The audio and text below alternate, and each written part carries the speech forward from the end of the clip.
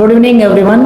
आज हम एक बार फिर से आपके बीच में चर्चा के लिए आए हैं और आज हमारे बीच जो चर्चा का टॉपिक है वो है सब इंस्पेक्टर की भर्ती जो लगातार विवादों में रही है और लगातार गिरफ्तारियां हो रही है पेपर लीक के मामले में। तो सर, इस भर्ती को आप किस तरीके से देखते हैं? इस भर्ती को रद्द करना चाहिए कि नहीं करना चाहिए? नमस्कार सर। देखिए, आज भी इसको लेकर मंत्रिमंडल में मीटिंग हुई है। मैं तो ये कहना चाह रहा हूँ कि ये भर्ती ऐसे लग रहा है कि मतलब फुलफिल फर्जीवाड़ा लग रहा है। अपन बहुत सारी न्यूज़पेपर पढ़ रहे हैं, बहुत सारी खबरें आ रही है और कई जो है गिरफ्तारियां हो चुकी, इसमें काफ़ी सब इंस्पेक्टरों को गिरफ्तार कर लिया गया, वो इसमें इन्वॉल्व है। तो मैं तो सरकार से ये अपील करूँगा कि बिना कुछ सोचे समझे इस भर्ती को जो है डिलीट कर देना चाहिए, हटा देना चाहिए, रद्द कर देना चाहिए। आप बताएं सर, ये इस सरकार आखिर इस भर्ती को रद्द क्यों नहीं कर रही? मतलब क्या रीजन लग रहा है आपको? इतना डिले क्यों हो रहा है? बिग मीटिंगें हो रही है, जबकि किरोड़ीलाल मीणा साहब ने पूरी चीज क्लियर कर दी, पूरे सबूत दे दिए, उसके बाद भी नहीं हो पा रहा है। क्या चक्कर है सर? रद्द नहीं होने का सबसे बड़ा रीजन है कि सरकार नहीं चाहती कि कुछ जिन लोगों ने इस पेपर को आउट किया है, जिन्होंने पेपर खरीदा है और वो इसके अंदर घुसे हैं गलत तरीके से, उनके चक्कर में मेहनत कश लोगों के हाथ से नौकरी नहीं चली जाए, इसके चक्कर में इसको रद्द नहीं करना चाहती। वो मानवीय पक्ष देख रहे हैं, जबकि इसमें क्या है, जो व्यक्ति बाहर हो रहे हैं या जिन व्यक्तियों का सिलेक्शन नहीं हो पाया, वो व्यक्ति फ्रस्ट्रेशन फील कर रहे हैं। वो चाह रहे हैं कि इस भर्ती को रद्द कर दिया जाए, भर्ती को नए सिरे से करवाया जाए। जबकि जो बच्चा वास्तव में मेहनत करके घुसा है, जैसे मेरा भी एक मित्र था, मेरे स्टाफ मेंबर्स, उनके रिलेशन वाला है कोई, वो भी गया था, तो काफी मेहनती बच्चा है, उसका आरएस में भी मेंस लिख रहा है वो, उसने मेहनत से सिलेक्शन पाया है। अब अगर मान लो इस तरीके से अगर भर्ती को रद्द किया जाता है तो ऐसे मेहनत कश लोगों को उसका नुकसान उठाना पड़ेगा। और इसी बात को ध्यान में रखते हुए सरकार नहीं चाहती कि इस भर्ती को रद्द किया जाए। हकीकत तो ये है। अब जब आदमी चाह रहे हैं, पब्लिक चाह रही है, पब्लिसिटी स्टंट बनाया जा रहा है, वो चाह रहे हैं कि इसको रद्द कर दिया जाए। कुछ लोग राजनीति भी कर रहे हैं इस पर, और कुछ लोगों को ये बात सोचनी भी चाहिए कि वास्तव में हर भर्ती में हुई है फर्जीवाड़ा। तो लेक्चरर में भी हुआ है, सेकंड ग्रेड में भी हुआ है, रीट में भी हुआ है, आरएस में भी हुआ है। तो क्या इसके हिसाब से तो फिर आप हर भर्ती को ही रद्द करवा दोगे? बिल्कुल, बहुत अच्छा। पीटीआई वैकेंसी को भी फर्जीवाड़ा हुआ है। जी सर, लेकिन सर कैसे पैमाना लगाई जाए कि कौन वास्तव में मेहनत करके लगा है और कौन फर्जीवाड़े से लगा है? ज्यादातर संख्या आप देख पा रहे होंगे, कितने एसआई जो है अभी गिरफ्तारियां हो रही है, अभी भी चल रहा है। कई सारी गर्ल्स भी इसमें इन्वॉल्व है, किसी के भैया ने पेपर अवेलेबल कराया, किसी ने क्या करवाया। सर, स्टेटिक्स तो ये है कि अब तक 103 गिरफ्तारियां हो चुकी है इसमें। बहुत बढ़िया। और टॉप 100 का जो रिजल्ट मैंने चेक किया, उनमें से 25 फर्जी कैंडिडेट मिले टॉप 100 में। और टॉप 10 जो लड़कियां हैं, 100 के बाहर भी उनकी संख्या मिला करके टॉप 10 जो लड़कियां हैं, उनमें से 8 को गिरफ्तार किया जा चुका है, एक अभी फरार है जी। तो कुल मिलाकर के देखा जाए तो टॉप 10 की टॉप 10 ही फर्जी है। तो इन चीजों से ये चीज तो मैसेज जाता है कि जो पेशेवर लोग हैं, जिनके पास पैसा है, वो अपने पैसे के दुरुपयोग के द्वारा किसी भी पोस्ट को हासिल कर सकते हैं। बिल्कुल सेम एज इट इज इसी के अंदर आपने देखा होगा कि हनुमान आराम एसडीएम है, वो खुद एसडीएम में सेलेक्ट हो गया। उस बंदे ने 3 जगह पर अलग अलग वैकेंसियों में सीट में डमी कैंडिडेट बनकर के उसने एग्जाम पास करवाया है। बिल्कुल, बहुत गलत है। 3 लड़कियां हैं, एक ही लड़की है जिसमें 3 लड़कियों का मैंने वीडियो बनाया था, उस पर 3 लड़कियों की जगह उसने अकेले ने परीक्षा दी है, उसमें सिलेक्शन करवाया। तो ऐसे लोगों को सजा वो दें जो इसमें चीटिंग वाले कानून में जो सजा का प्रावधान किया है, इन्होंने 1 करोड़ रुपए का जुर्माना, और उनको ऐसी सजा मिले कि आने वाले वक्त में एक मिसाल बने जी। और कोई भी व्यक्ति पेपर आउट करने से पहले 100 बार सोचे, पेपर खरीदने से पहले भी उसको सोचना पड़े। नहीं तो इनको क्या करते हैं, अभी इनमें से बहुत सारे जो गिरफ्तार हुए हैं, वो लोग क्या कर रहे हैं, कोर्ट में जा रहे हैं, कोर्ट से बेल ले रहे हैं और फ्री हो रहे हैं। अब जैसे ही केस उसका ड्रॉप होता है, वो वापस से कोर्ट में अपील करेगा कि मेरे को वापस से सर्विस में लिया जाए। तो ज्यादा मुनासिब तो ये रहेगा कि इस वैकेंसी को पूरी को रद्द कर दिया जाए, और जो भी कैंडिडेट पहले से सर्विस में थे, उन सभी के लिए सेवा नियमों में संशोधन करके एक विकल्प उपलब्ध करवाया जाए कि आप जिस डिपार्टमेंट से सर्विस को छोड़कर आए उस डिपार्टमेंट में आप जाकर के ज्वाइन कर लें, ताकि उनकी नौकरी भी जहाँ की जहाँ सेफ रहे। रही बात बेरोजगारों की और मेहनत करने वालों की, ईमानदारी से मेहनत करने वालों की, तो उनके लिए अभी 380 के आसपास की तो वैकेंसी अभी निकालनी चाह रही है। पिछली वाली जो वैकेंसी जिसको रद्द किया जाएगा, दोनों की वैकेंट सीटों को ऐड करके कंबाइंड वैकेंसी निकालनी चाहिए, बिल्कुल, ताकि वो मेहनत करने वाला बच्चा एक बार फिर से मेहनत करेगा। बहुत बढ़िया, बहुत अच्छा सर, आपने बिल्कुल सही कहा है। मैं बिल्कुल सरकार से ये अपील करना चाहता हूँ कि वर्तमान भर्ती को और पहले की भर्ती को जोड़कर एक अच्छी पोस्टें निकालें, ताकि पढ़ने वाले जो बच्चे हैं, जो वास्तव में टैलेंटेड है, वो एक बार फिर मेहनत करके और वो लग जाएंगे, इसमें कोई दो राय नहीं है। और जो वास्तव में फर्जीवाड़े से लगे हैं वो इससे बाहर हो जाएंगे।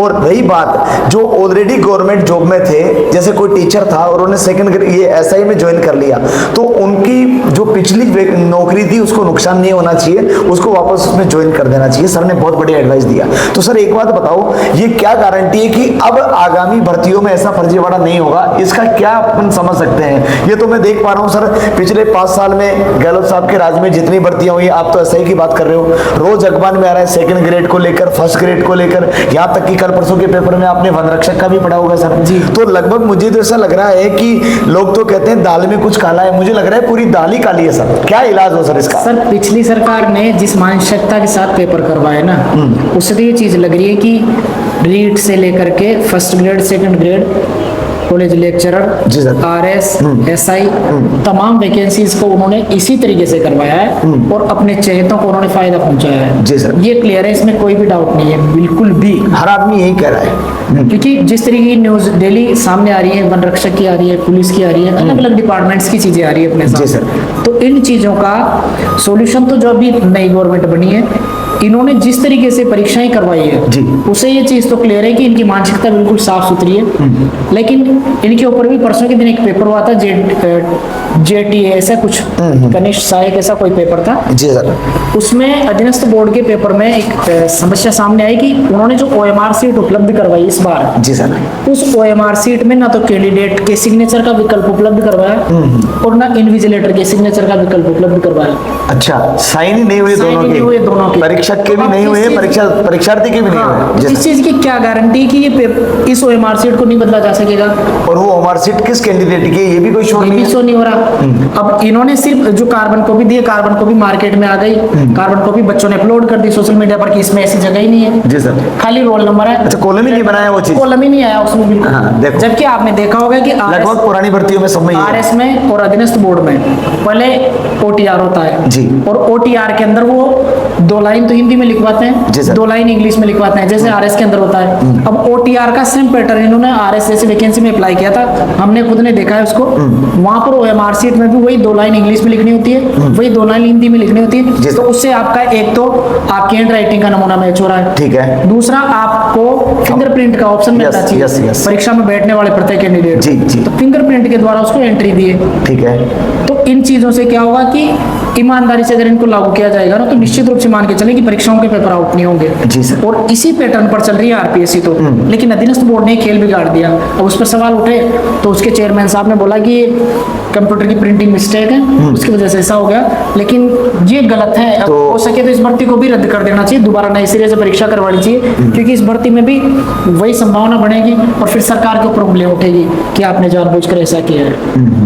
अच्छा सर, एक चीज और ये समझ में नहीं आ रही, जैसे अभी पशु परिचर का एग्जाम हुआ तो नॉर्मलाइजेशन को लेकर भी काफी विसंगतियां हैं। अब मैं देख पा रहा हूँ कि जैसे आगामी जो भर्ती है 4th ग्रेड की सबसे बड़ी, जिसमें लगभग 25 लाख कैंडिडेट्स ने फॉर्म फिलअप किया है। अब ऐसा सुनने में आ रहा है कि वो 8 पारियों में परीक्षा होने वाली है, तो सीधी सी बात है नॉर्मलाइजेशन होगा, तो बेचारे उस स्टूडेंट की क्या गलती है जो 8वीं पारी में दे रहा है, और उसकी क्या गलती है जो पहली पारी में दे रहा है? किसके 30 नंबर बढ़ेंगे, किसी के 5 नंबर कम होंगे?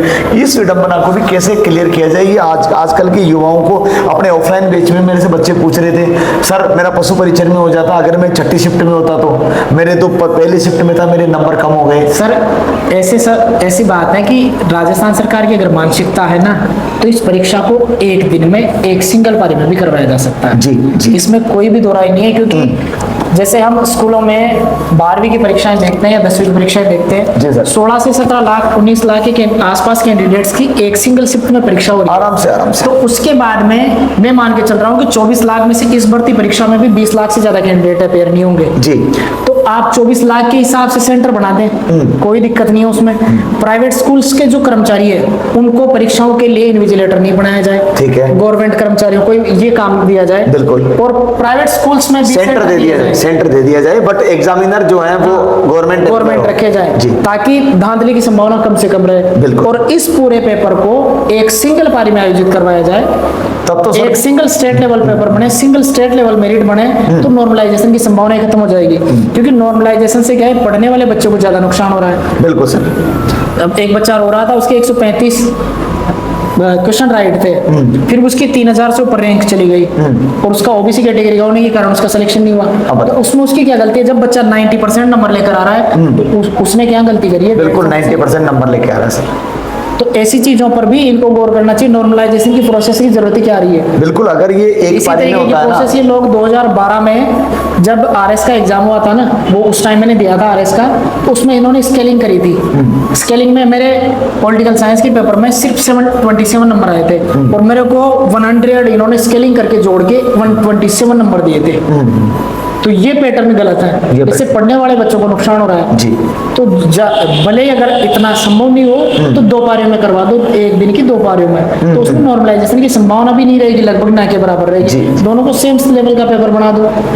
हाँ, ऐसा अगर होता इसमें है क्या तो होता है कि 8 पारियों में पेपर बन रहे हैं, प्रश्न भी रिपीट होंगे, ये तो पक्के दावे के साथ बोल सकते हैं। और क्या गारंटी कि सारे पेपर इक्वल रहेंगे? कोई रहेंगे। थोड़ा हल्का भी रहेगा, कोई थोड़ा भारी भी रहेगा। नहीं रहेंगे ना, तभी तो नॉर्मलाइजेशन करते हैं।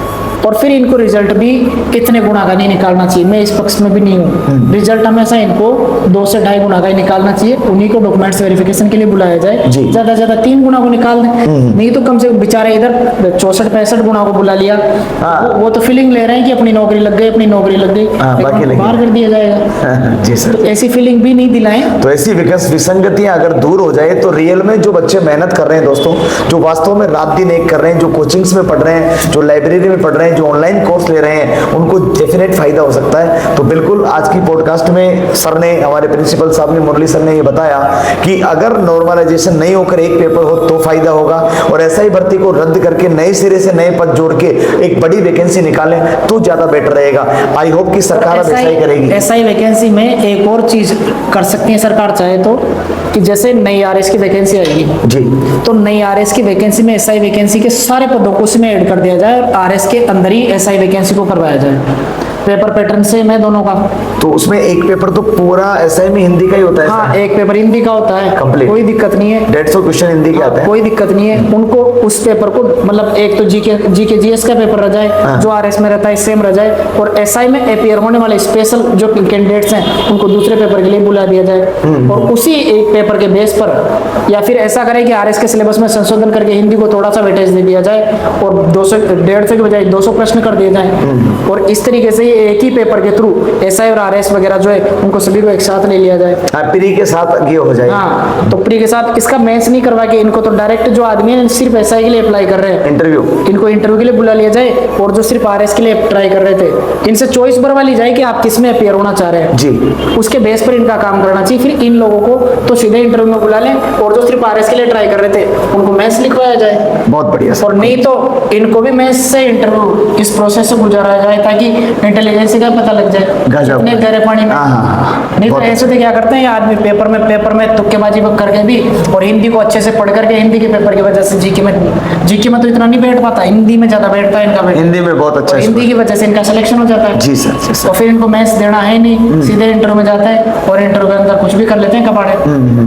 तो ज्यादा बेहतर स्थिति रहे कि इंटरव्यू को भी रिकॉर्ड किया जाए आरपीएससी के द्वारा, और सभी कैंडिडेट को वीडियो जो है ना वो अपने साइड पर रखनी चाहिए आरपीएससी को। अगर कोई कैंडिडेट को लगता है कि मेरे साथ खिलवाड़ हुआ है इंटरव्यू में, तो वो देख सकता है उस चीज को, इंटरव्यू देख सकता है और दिखा सकता है। मतलब पारदर्शिता होना जरूरी है। पारदर्शिता होना चाहिए। जब आप एक प्राइवेट इंस्टीट्यूट में जाते हो इंटरव्यू देने के लिए, जॉब के लिए, वो भी अपने इंटरव्यू को संभाल के रखते हैं। हाँ। ये तो इतनी बड़ी वैकेंसी है, जी। इतना बड़ा संस्थान है, जी। तो कम से कम इनको इन चीजों पर ध्यान रखने की आवश्यकता है। बहुत बढ़िया। ये मेरी तरफ से सलाह है। हाँ जी, नहीं बिल्कुल उचित सलाह है सर, बिल्कुल ऐसा ही होना चाहिए ताकि सभी बच्चों को फायदा हो और मेहनत कश जो लोग हैं उनकी गवर्नमेंट जॉब लगे, उनका सपना साकार हो। वास्तव में इस बार जो सरकार जिस मानसिकता के साथ काम कर बहुत रही है, अच्छा राजस्थान वर्क। में बीजेपी सरकार, बहुत बढ़िया। मैंने पिछले अपने यूं मान के चलो 10 से 15 सालों के अंदर आज तक इतनी क्लियर माइंडसेट के साथ पेपर होते हुए नहीं देखे। बिल्कुल बिल्कुल भी पेपर आउट होने का चांस नहीं मिल रहा कंपटीशन के मामले में। जी जी,